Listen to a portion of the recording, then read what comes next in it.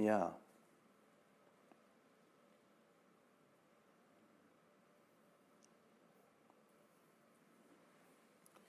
You know, the identification with the body is one of the stronger parts of the ignorance.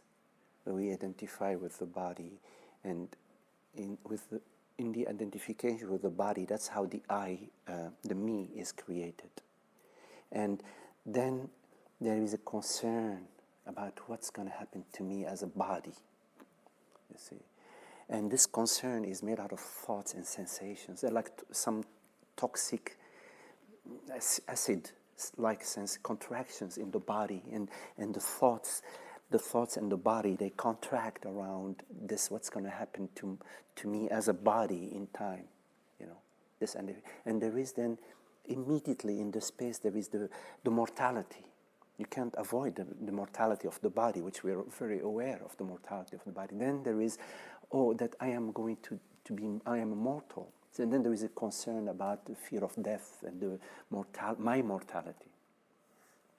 And in this entire process of identification as the body, then consciousness, as if consciousness contracts as a body, as a me, as a body, and then there is the concern about consciousness ending, consciousness dying. That's the greatest fear, the biggest fear, specter of fear, the biggest virus, the biggest thorn in the space, is the mortality of consciousness. This is why in satsang we come to notice that consciousness is not a form, that sensations and thoughts and perceptions arise in consciousness, in awareness. We are aware of a body ache, we're aware of a shoulder ache. So the ache, or what we call like a sensation, before when we call it an ache, a sensation, or a perception, perceiving my belly or my legs or whatever, this perception arise in awareness. That I am the awareness, that there is a consciousness or awareness that is bigger than the sensation. But it perceives a sensation. It's okay with the sensation. All sorts of sensations arise, like the weather. Rainy day, stormy day, volcanic eruption, tornado, beautiful sunsets, etc. They're the show, they're lila, they're the show, God's play. You know, she loves to play, to say, oh, boom, fireworks, thunder and lightning, you see, over the prairies, and tornado, and then beautiful blue sky and nice, Florida weather, and the West Coast in California. It plays all the show, the entire play, all the in a play there are so many. All the acts are the play of consciousness. So our thoughts is like the perception, and awareness is the perceiver. Is that right? Yes, you could look at that. Yes. So there is the perceived, which and is the thought, right, the perceiver, and the perceived, which is consciousness. Yes, like right now, for example. Yes, you perceive this perception. Yes. Whatever it is that perceives this perception is consciousness. Is consciousness. Perceiver, I like that. That works for me better than consciousness. Yeah, but the perceiver, the term perceiver, it's kind of got a little bit of an individual. It refers, yes. But not as it's a little step. It's easier. Yes. Because it's too. Okay, whatever, whatever works for you. Yes, whatever. So, but it's very interesting. Like if you, for example, I sometimes say, okay, you perceive these glasses, yes? You, as consciousness, perceive these glasses, but you are not these glasses, right? You're not these glasses. In the same way, you perceive the body, meaning you perceive sensation, bodily sensations. I mean, what is the body? It's a good question. I mean, we all think we know what the body is. What is the body? So the body is sensation. You perceive a sensation. You feel, for example, I feel a sensation in my body. It's me. It's my body, right? It's a sensation. So you perceive a sensation. Well, here you perceive an object, a perception. You perceive a perception. You can also perceive a sensation. It's different from a perception, a gross perception. It's a subtle perception, but it still is perception. And also you perceive a thought. For example, the thought, today is Sunday. You perceive that thought. You don't perceive it as an object, but you perceive it as a subtle form. So that if your body, or the body, is a sensation, and is perception, and thought, for example, I think I am a man that's born, in such a village. Yeah? So that's what I am. And I could see an image of my body. I could see an image of myself. Okay, face, neck, whatever. Huh? I'm perceiving something. But am I what I perceive? No. Consciousness perceives bodies, but consciousness is not a body. That's what's so lovely about consciousness. It is not contained in any you have to look at it for yourself. I'm just sort of gives you some hints, but you have to go and see that for yourself, that indeed, right here, right now, you are not contained. Thought might say, I am inside my body. But this thought that says that, you, as consciousness, is perceiving this thought. It's just a thought. Yeah, you're perceiving it. So what you perceive, you're not what you perceive. So why do you believe?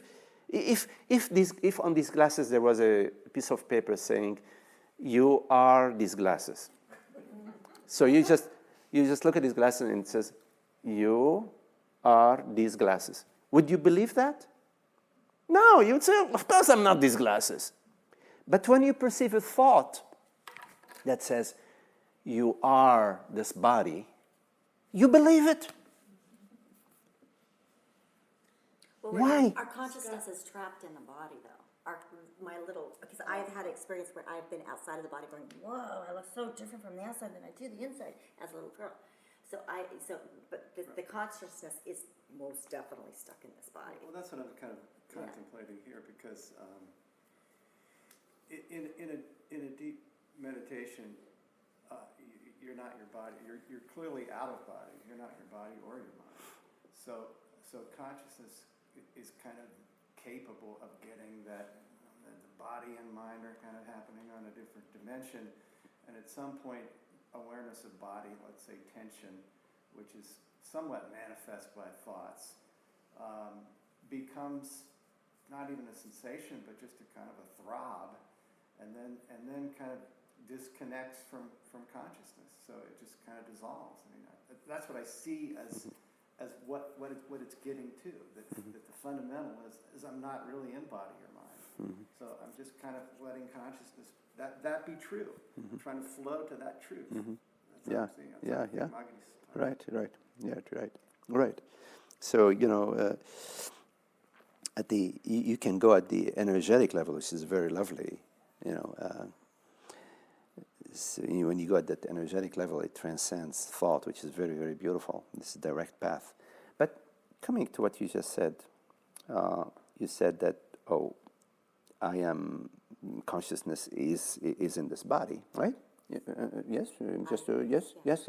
So how do you know that? So how do you know that? How do I know? Yes. Because I've experienced what consciousness is outside of the body, and I've looked down at the body, and then my mother came in the room like, oh my God, she started shaking me and rocking me, and she started to cry, and next thing I know, I'm looking back up in this body again. So Okay, I know good. I'm in a body. Okay. I got So, that one down. very good. So you experienced consciousness in the body. Absolutely. Right. What is it? Very Okay. Yes. So what is it? Let's go to that. What is it that experienced consciousness in the body? So there's this. or spirit or whatever. So there is an experience that you know. Absolutely. Like, for example, right now, there is an experience of this perception, yes? So there is an awareness, and this perception is inside this awareness, is in this awareness.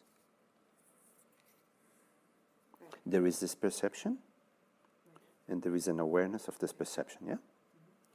So the awareness of this perception, the perception is in this awareness. And the perception can change, yeah? It can change. Perception can change. Yeah? But the awareness is bigger than the perception, and so the perception arises sort of in the awareness. Yes? Okay, right. So here is the experience of I am inside the body, consciousness is inside the body, and there is awareness of this experience. Because if there is no awareness of this experience, I am inside the body. If there is no awareness of this experience, you could not share with us right now this experience. So, for example, there is an awareness of being in California, and so you can share, I was in California, and, I San Diego, or whatever. Yeah? Because you experienced San Diego arising in the awareness. So the experience you experienced being inside the body, this experience appeared in the awareness. Yes? So you perceived this experience. Yes? You perceived the experience of being in... No, just first, just with that. So you perceived the experience of being inside the body. What is this that you said you perceived it, right? Not Joe Malone perceived it. Yeah, you perceived it, right? Yes? You with me? You perceived it. So what is this you that perceived you, or consciousness, inside the body? What is this you? Was that you inside the body too? I was a little girl when this happened. Okay. All right. I'm just doing an exercise. I'm doing a fresh exercise right now. Yeah. Fresh exercise. I'm just doing a fresh exercise. In order to experience being inside of an object, inside of a form, there has to be an experience of that. And the experience of that is not inside the form. That's all what I wanted to share with you. All right? Open yourself up to that. That although the impression might be very, very, very convincing, I am inside this body. Although the impression might be very convincing, it just feels like you're inside clawing at those walls. Keep in mind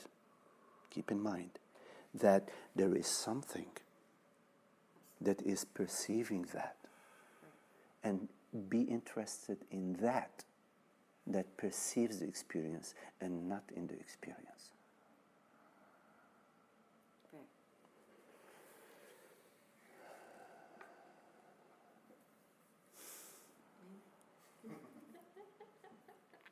I do have something to say. Yes. I've been doing Scott Killaby's work lately. What- Do you know what- of that? what kind? Scott Killaby's work, Scott, yes. where